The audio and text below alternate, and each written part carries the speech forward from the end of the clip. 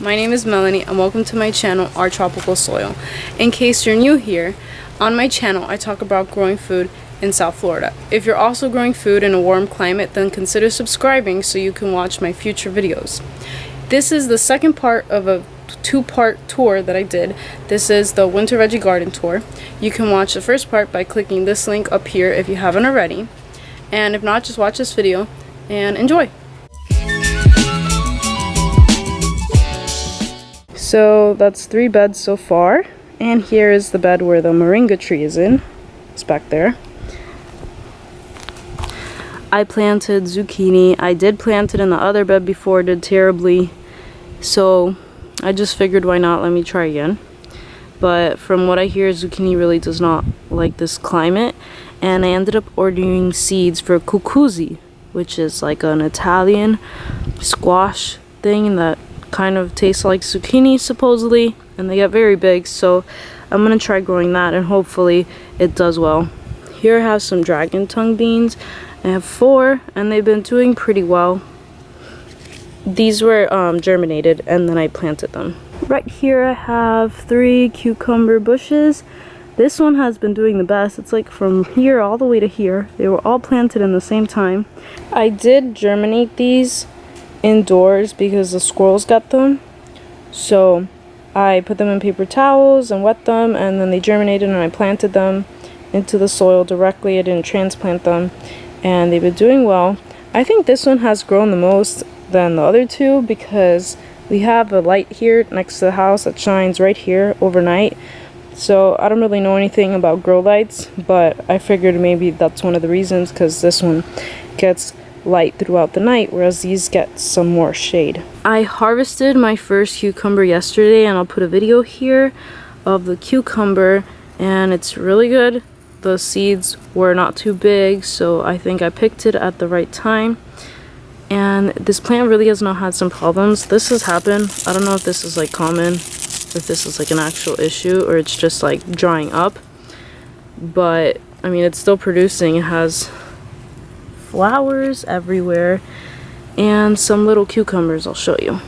There's one right here, one right here that's growing all crooked. This little one doesn't have any that seem to be growing, but this one does. There's one right here. There's also one right here. And there's a lot of female flowers that I need to come through and hand pollinate to hopefully increase their odds of growing. So I have some more arugula planted here in the same way. I just put seeds and I'm not going to thin them, just pick them. And then I have some peppers. These are actually peppers from seeds that I saved from some peppers I bought in Publix. There were these little peppers that came in a bag, and there was like orange, red, and yellow ones. So I saved the seeds and planted them, and they've actually been doing well. This is a pepper that I ordered, and it hasn't been doing as well. I had 3 planted like these, but they died.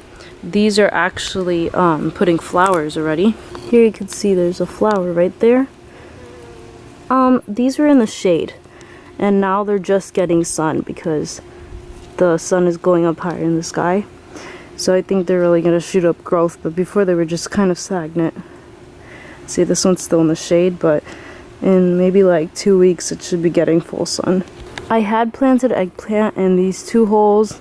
They grew and died, but I put some seeds to germinate inside of some paper towels, and I got a couple to germinate and I planted them. And there's a plant growing in here, so hopefully that's an eggplant. It's like a Thai variety, I think, that's long. I'm not sure. I bought so many different eggplant varieties to try out, so I don't remember exactly which one this is. These were initially transplanted, all of these. So I grew them in these little things and transplanted them, and the eggplants died. But these peppers have been doing well, so hopefully I get some peppers. They haven't had any pest issues. So over here I have another section. And here I have the soursop tree that dropped a ton of its leaves from the cold weather, but it's growing again, so it should be okay.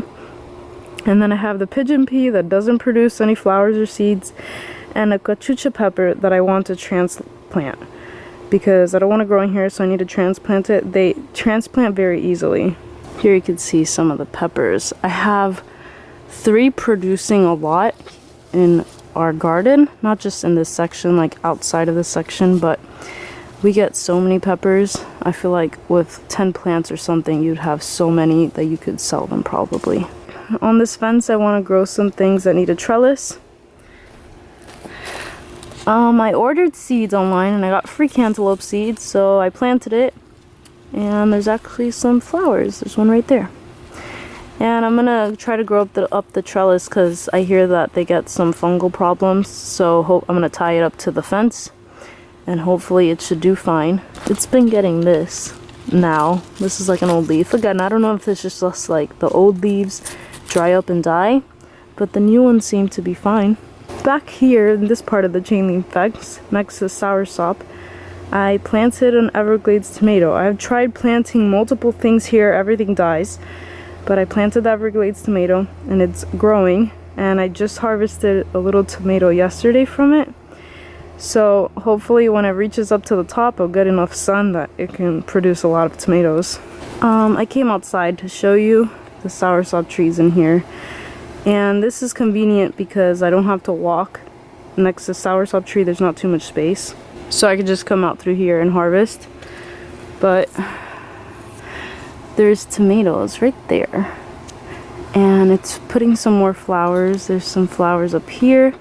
I haven't been tying it. I just like weave the stem through the fence. So I think it should do well. The Everglades tomato is really hardy. In this section where the soursop tree is, right here is the pigeon pea. All around this area, I planted strawberry plants. These are the Sweet Charlie variety and they're bare root.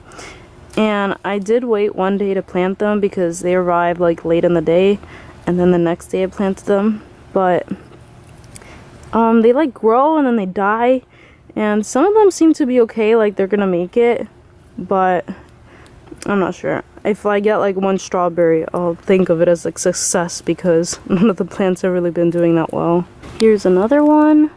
So yeah, some of them grow to like this size and then they just like they dry up and die. I don't know if it's that they're planted too high or too deep. I like check to make sure that the crown is deep enough but not really covered. But the ones that seem to be doing well have a lot of mulch. So maybe it's that they dry up or something. I'm not sure. Here's another one. And it's not like just the ones that are in the shade are doing well. It varies. But I have a couple, like 5 that are doing well, but I did get like 25 plants. Then here's another section along the house that I've been planting a few things. I have some more strawberry planted in here. I just have 4 plants. There's one right here, and then one of them died. See, this one died. It was growing, and now it's dead. You could see it has like the dried up leaves on it. So if you guys have grown strawberries from bare root and know why they might be dying like this, I would love to know to hopefully prevent the ones that are growing from dying. Here I have some raised beds that we made from just wood that we had lying around, and they get a lot of shade from the moringa tree. Here I have sea purslane, and then this is a taller bed about 8 inches deep. You can't see how deep it is because there's mulch around it. So I want to use this bed to grow things like carrots, beets, onions, because it's so deep, so it'll have enough room for the roots to grow and the soil's not compacted. I got some lemongrass back here. So in these raised beds, I have these lettuces planted. I don't know what the name of these are. I bought them at a local nursery that was selling like starter plants. So I have this green variety and the red variety, and they were doing great, and now it's going to seed. So I put up this bamboo stick to hopefully help it stay off the soil. And here I have some more arugula planted back there too. And there's the red one. The red one went up to seed way earlier than this one. And this one actually has 2 stems. Here you can see going to seed here, going to seed here. There's some more flowers over here. Well, this one just had 1 stem that went straight up. And this one I have some lettuce also. This one's like a head of lettuce, so you harvest at once, and these are like you just pick the leaves. I'm not sure what this one is. I think it might be the butterleaf lettuce. It looks similar, but again, I don't remember the name. I harvested my first one yesterday and it was pretty good. Again, no pest problems. I had planted one of these green ones and one of these red ones in the soil, but there was no mulch at the time, and it seems that they dried up and died. So I think that maybe when I get the seeds, I will try and plant them in the soil and see how they do there. And in this one I have some radishes, and I had my first radish yesterday. It was pretty sweet. I did fill this up with some compost that wasn't completely finished, so there's like some bigger pieces that I feel like are preventing the radishes from growing down. There's one right there. And overall they're doing pretty well. Then in this bed I planted the lettuce later. You can see how it's like a bush, and then you harvest the leaves from the bottom. It's really good. The red one, and some more arugula. I'm not a huge fan of raised beds just because of how much goes into making them, but if you have like wood just lying around, I don't see why you wouldn't use it to make a raised bed, because that's what we had. Like, I wouldn't go out and buy wood to make a raised bed, and it doesn't seem to be a problem so far. Overall, things are growing, from what I would think, relatively well. Then again, this is my first year growing annuals, so I don't really have that much to compare it to. But I think it's doing pretty well for not being fertilized or sprayed with anything. Then I have this little path that goes over to some water to wash your hands. And here I have watercress. I planted in this plastic container. And I was like, oh, I'm going to make 2 or 3 holes to try to have the water drain out a little bit. But I made way more than that. And it seems that they like to be in even more water. So they've been growing kind of flat, where I've seen that other places they grow like higher up. So maybe they need to have more water and grow like actually sitting completely in water instead of just like really wet soil. Lastly, I have my tomato trellis, and then I have this string, and there's a lizard there. So I have the string going up, and then I'm like trellising the tomatoes up. These tomatoes are like medium-sized tomatoes, like about that big. And the University of Florida developed them. They're hybrids. So these 3, I got 1, 2, 3, are the Florida Dade tomato. And then these 4 over here are the Homestead tomato. The Homestead tomato has done better. The Florida Dade was kind of stagnant and they stayed pretty sad. But now this one has just sprouted up and grown a lot. So you can see I'm like twisting it around here. And then I prune off the branches that grow at the angles. So like this one right there, prune that off. And it has flowers. So hopefully we'll get some tomatoes. And there's more flowers up there. It was really sad looking.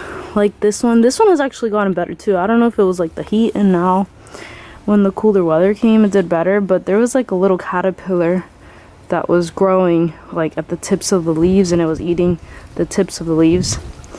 But it seems that it's not affecting it anymore. So hopefully these ones over here will grow up like this one. Now the Homestead tomato, I've seen like a more uniform growth. These were all doing poorly, and then one just did well, but these have all done like pretty much well. These were all planted and then transplanted, and they're growing like pretty steadily. This one is having flowers, so that's good.